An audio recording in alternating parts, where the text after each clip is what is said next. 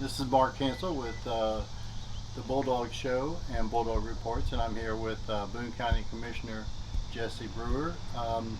Tonight, the Boone County Fiscal Court voted against a zoning change amendment from Agricultural 1 to Industrial 1 for a 208-acre parcel, $195 million investment on property bordered approximately by Chambers Road, Dixie Highway US 25, and Interstate 75. And this was unanimously approved by the Zoning Commission, Planning Commission, I apologize. Correct. And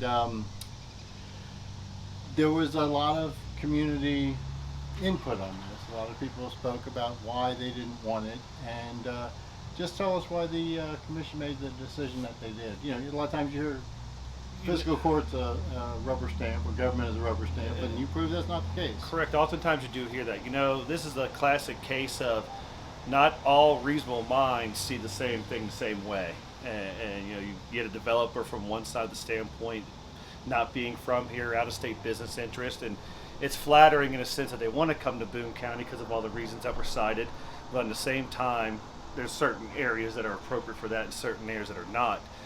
You can look at it on a map and be 1,000 miles away and think, well, what's the difference? But when you live here and that's your neighborhood, and you know the little nuances of the neighborhoods that are around here, then you could say, well, maybe not there. And this was a classic case of that. What they were proposing, why by itself on its merit was a good project overall, that wasn't the area for it, for all the various reasons that we cited during tonight's zoning. And I'm proud to stand with my fellow fiscal court members and listening to our constituents and taking into advisement and saying no.